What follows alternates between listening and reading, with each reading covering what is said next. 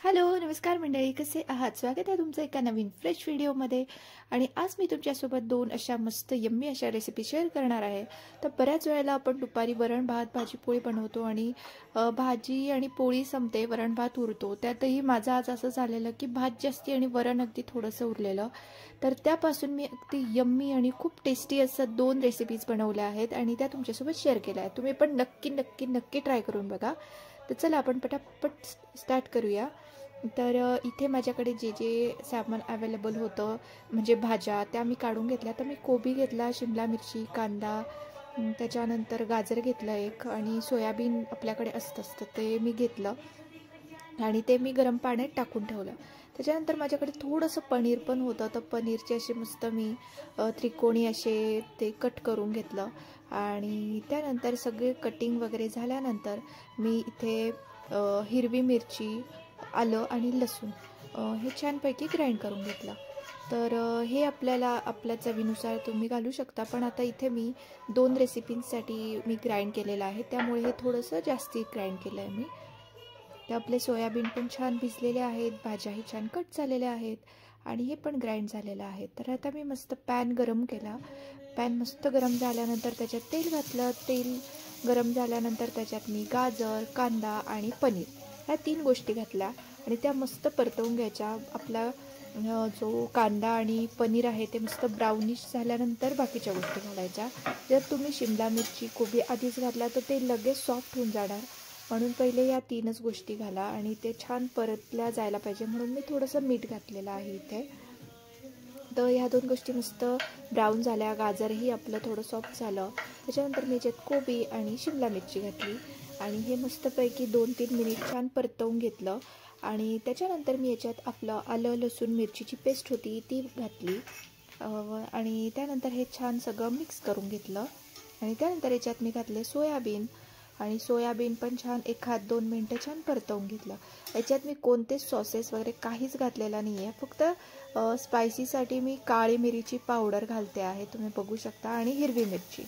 पण ह्या दोनच गोष्टींनी आणि अगदी अशा पद्धतीने केल्यावर हा राईस खरंच खूप छान लागतो. तुम्ही नक्कीच ट्राय करून बघा. आणि हे सगळं परतलं गेल्यानंतर आपला जो राईस आहे तो छान मी ह्याच्यात घातला आणि सगळं मस्त मिक्स करून घेतलं आणि मस्त याच्यावर एक झाकण ठेवायचं आणि याला छान वाफ काढून घ्यायची.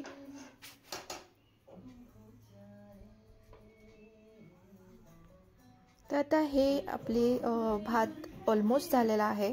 तर इथे जे वरण उरलेलं होतं मी ते छान मस्त थोडंसं मॅश करून घेतलं. त्याच्यात जे थोड्याशा भाज्या होत्या, मी ॲक्च्युली शेवग्याच्या शेंगांचं वरण केलं होतं, तर मग मी ते थोडंसं गाळून पण घेतलं मॅश करून आणि मग त्यामध्ये बेसिक मसाले घातले. तीळ, ओवा, तिखट, मीठ, हळद, त्याच्यानंतर थोडं जिरे पावडर, धने पावडर, थोडा चाट मसाला, थोडी आमचूर पावडर आणि त्यानंतर हे जे वाटण आपण केलं होतं हे पण मी घातलं बऱ्यापैकी आणि मीठ घातलं आणि त्याच्यानंतर त्याच्यात मी पीठ घातलं आणि पीठ घातल्यानंतर याच्यात पाणी अजिबात घालायचं नाही स्टार्टिंगला. तर हे सगळं मस्त पहिले मिक्स करून घ्यायचं आणि लागलं तरच पाणी घालायचं, कारण ऑलरेडी आपलं वरण हे पातळच असतं.